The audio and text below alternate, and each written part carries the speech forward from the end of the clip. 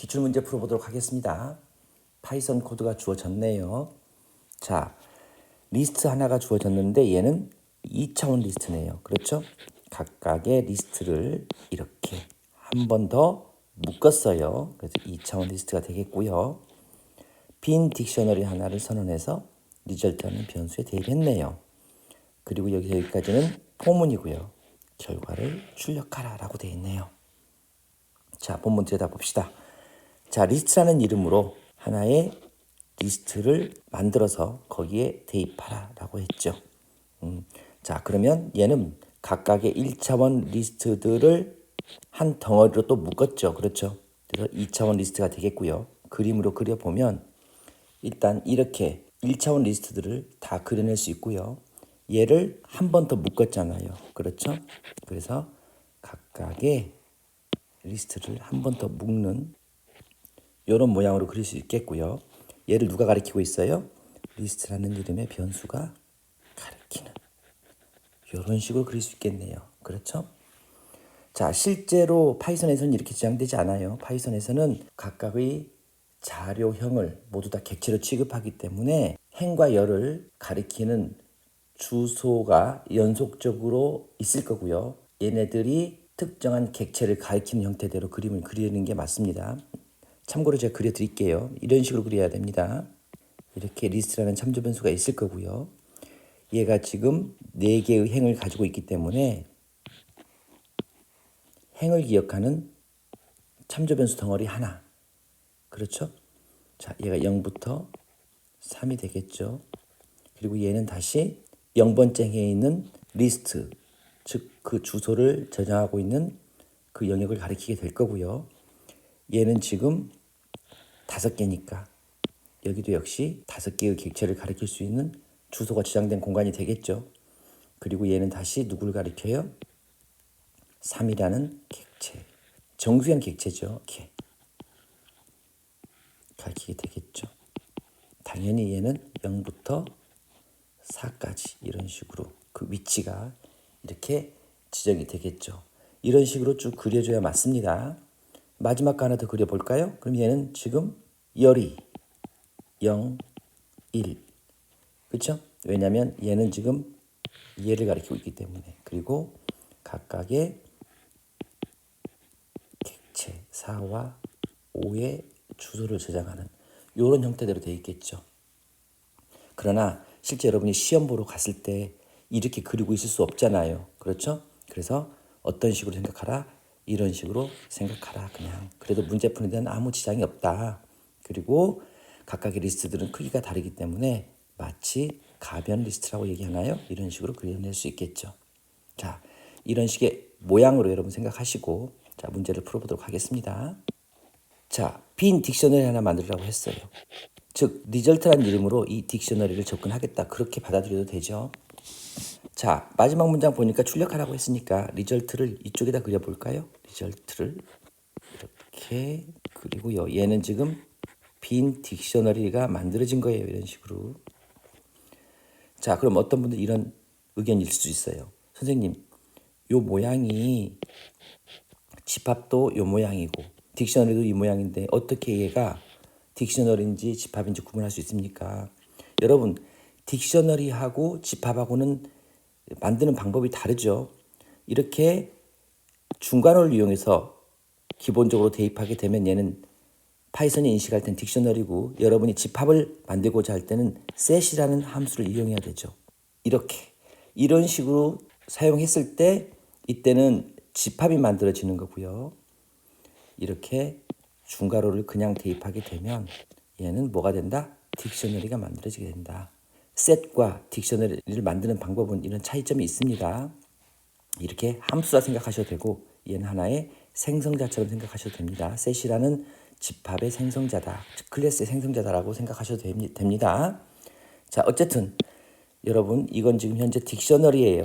딕셔너리 특징 알고 계시죠? 딕셔너리라는 것은 어떤 모양을 갖게 되죠? 키와 뭐가 있다? 값이 이렇게 있어서 그 키를 이용해서 값에 접근하게 되고 이 키는 중복될 수 없다라는 특징을 갖고 있죠.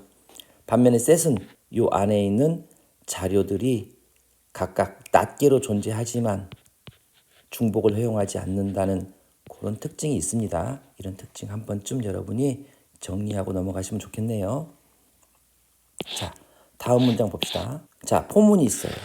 포문이 있고 여기 enumerate라는 하나의 함수 안에 이 리스트를 넣었어요.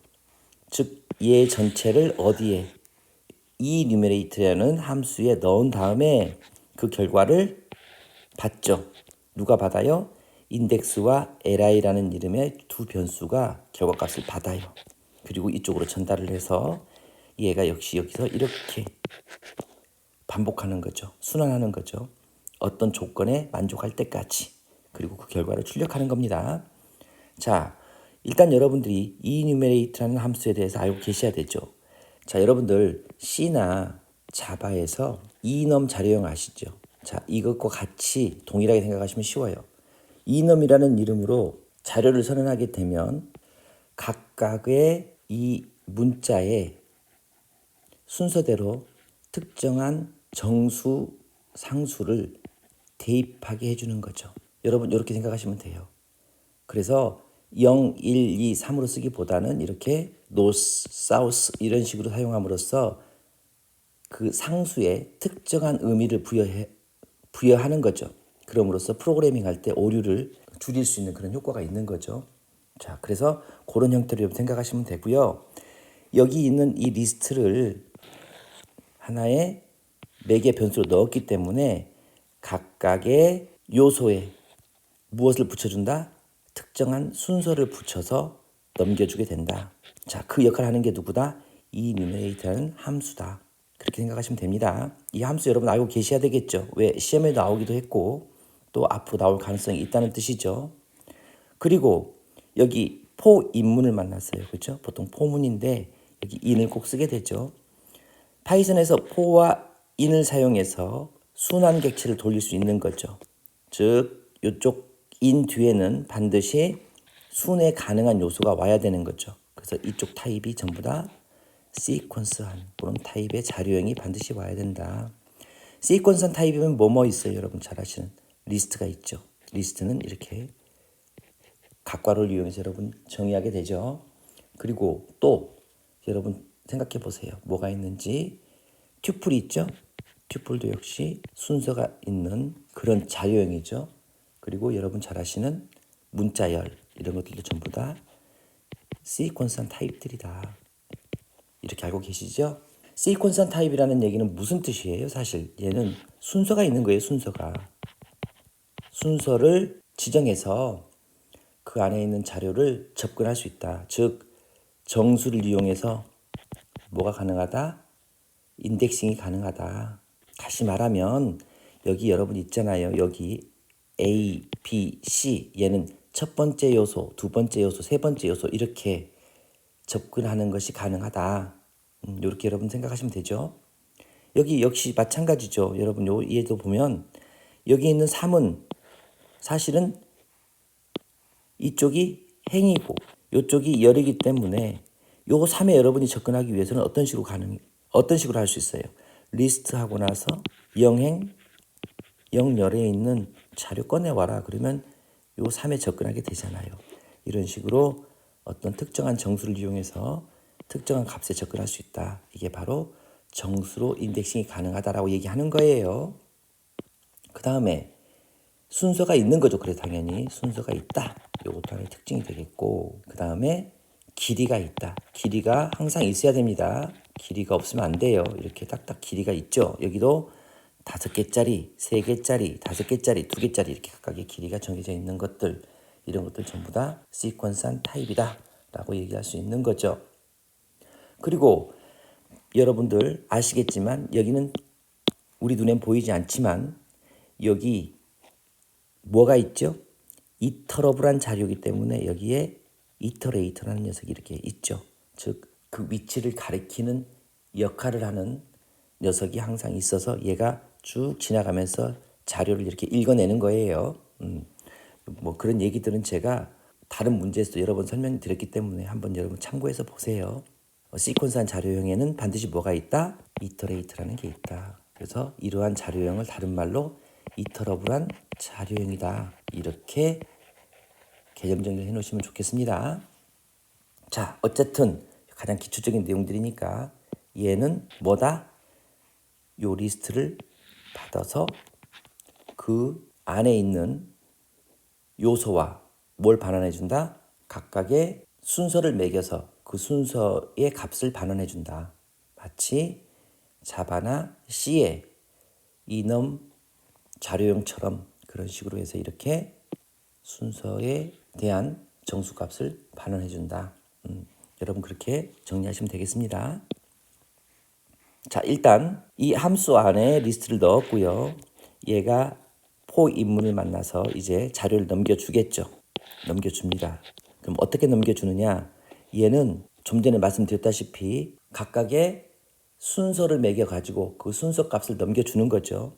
즉, 이 numerate 함수는, 자, 함수니까 이렇게 그릴게요. 여기 있는 리스트를 받아서 값을 출력하게 되는데 맨 처음에 얘가 대상이 되기 때문에 얘의 위치는 0번째, 얘는 첫 번째, 얘는 두 번째, 얘는 세 번째 이렇게 되겠죠. 각각의 위치가. 얘는 0번째, 첫 번째, 두 번째, 세 번째가 되겠죠. 얘를 하나의 덩어리로 보는 거예요. 자, 그래서 얘가 0이고 3, 5, 2, 4, 1이라는 리스트를 이렇게 이쪽으로 넘겨주게 되죠. 그래서 어떻게 넘겨주느냐? 이렇게 튜플로 넘겨줍니다. 튜플. 어떤 형식으로 넘겨준다? 튜플 형식으로 넘겨준다. 튜플이라는 것은 한번 만들어지게 되면 변형이 불가능한 형태의 자료형이죠. 그렇죠? 그래서 이렇게 튜플 형태로 넘겨주게 되는데, 자, 이쪽에서는 또 누가 받아요? 여기 인덱스와 li에서 받게 되는 거죠. 각각의 변수가, 얘가 자료가 두 개이기 때문에 이쪽에서 받을 때도 두 개로 받는 거죠. 즉 얘는 누가 인덱스가 받게 되는 거고, 얘는 누가 받아요? li가 받는 거죠. 이해 가시죠? 여러분들 여기서 한 가지 개념 정리를 하자면은, 여러분 이렇게 포문이 나올 때 이 뒤쪽에 시퀀스 타입의 자료형을 써준다고 말씀을 드렸는데, 항상 포문이 이렇게 건너다닐 때 인을 만나는 순간 얘가 한번 분해가 된다는 걸 항상 알고 계셔야 돼요. 분해. 뭐가 된다? 분해가 된다. 즉 언패킹 된다 그러죠. 다시 말하면 여기 보세요. 얘는 지금 2차원이에요. 그래서 안쪽에 포장된 녀석들을 한 번 더 감쌌다고요. 이렇게. 그래서 얘가 인을 만나서 넘겨지는 순간 항상 여기에는 뭐가 언패킹이 일어나기 때문에 얘 하나가 벗겨진다고 생각하시면 되는 거예요. 얘 하나가 벗겨진다. 그러니까 결국은 얘가 하나의 전달되는 기본 단위가 되는 거예요. 그래서 여러분들 2차원 리스트에 접근할 때 포문이 두 개 있으면 첫 번째 포문을 만날 때 얘가 하나 벗겨지고, 두 번째 포문을 만났을 때, 즉 안쪽 포문이죠. 안쪽 포문을 만났을 때 이쪽에 있는 녀석들의 박스가 벗겨지기 때문에 이렇게 각각의 마지막 객체까지 접근이 가능한 거란 말이에요. 그래서 여기서 한 번에 뭐가 일어난다? 언패킹이 일어난다. 이렇게 생각하시면 되겠네요. 자, 어쨌든 자료는 이런 식으로 전달이 될 거고요. 튜플화돼서 전달이 될 거고, 여러분 파이썬 배우시면서 기본적으로 이런 거 알고 계시죠? 자, 이 문법 알고 계시죠? 10은 A에, 20은 B에 전달되죠. 그렇죠? 똑같죠? 여기에 뭘 대입했어요, 지금? 이런 식으로 생각하시면 돼요. 튜플을 대입했지만 각각의 튜플들은 A와 B에 분해되어져서 이렇게 대입이 되게 되는 거죠. 요런 내용이 여기 숨어 있는 거죠. 요 안에. 그렇죠? 그래서 각각의 튜플 안에 있는 자료가 인덱스와 li로 이렇게 넘어가는데, 인덱스는 이렇게 정수를 받고 li는 뭘 받아요? 1차원 리스트를 받는 거죠. 이해되시죠? 자, 그리고 그 다음 문장 봅시다. li를 sum이라는 함수에 넣었어요. 여러분 sum 함수는 알고 계시죠? 그리고 얘를 li sum이라는 기억 장소 안에 넣으라고 했어요. 그러니까 이 sum은 합을 구하는 함수잖아요. 그래서 여기 안에 있는 전체의 합을 구해서 누구에게 넘겨준다?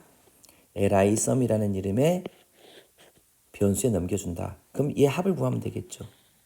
그렇죠? 그러면 li sum은 합을 다 구하면 되는 거니까 10이 될 거고요. 그리고 여기 랭스 함수가 있네요. 길이를 구해서 lin에 넣어주라고 했네요. 그러니까 이 리스트 얘의 길이를 또 구해가지고 어디에 넣는다? lin이라는 변수에 넣는다. 그러니까 이번에는 이 리스트의 길이를 구해서 넣는 거니까 lin에는 li랭스죠. 여기에는 5가 들어가겠네요. 자, 그럼 여기까지는 일단 구했어요.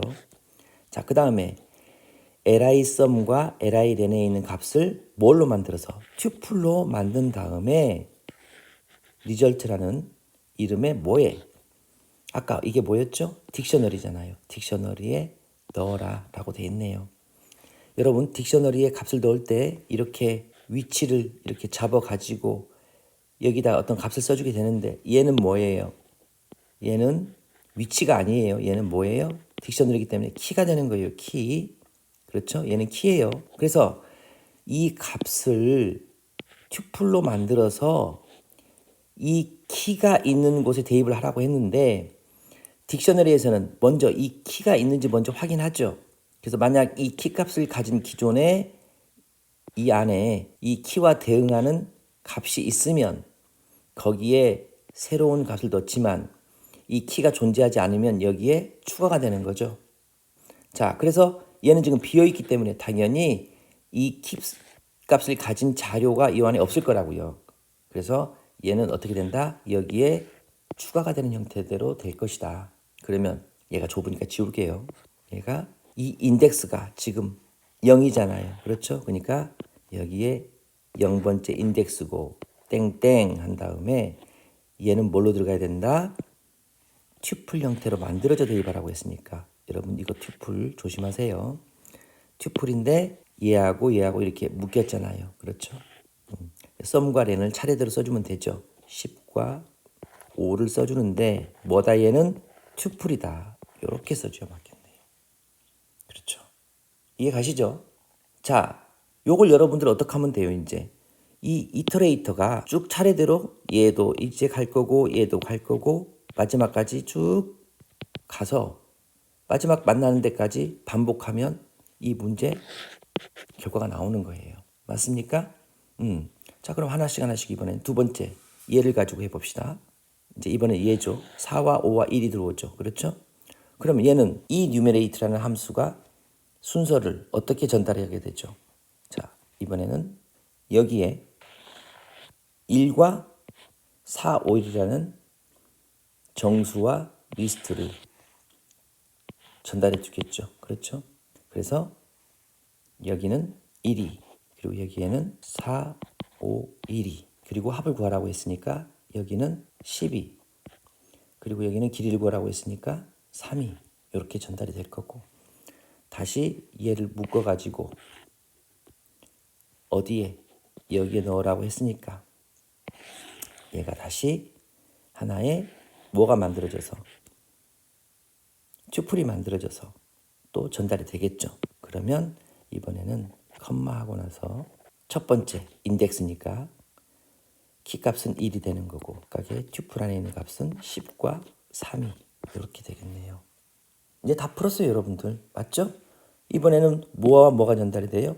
이 녀석이 이렇게 한꺼번에 전달이 되겠죠. 그럼 이제 암산으로 풀어봅시다. 키는 뭐가 돼요? 자, 컴마하고 키는 2가 될 거고 다시 튜플이 만들어질 텐데 앞쪽은 뭐예요? 합이에요. 합. 요것에 대한 합.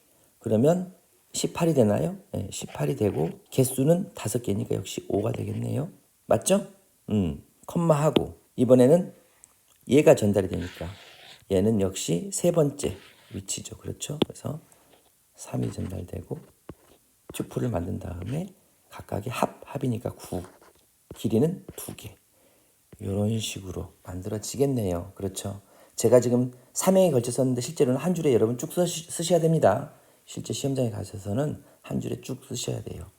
자, 이런 식으로 여러분들 포문이 이게 다 순회하고 나면 이런 결과값이 리절트에 남게 되고요. 얘를 출력하라고 했으니까 그냥 일렬로 이 내용들을 쭉 적어주시면 되겠네요.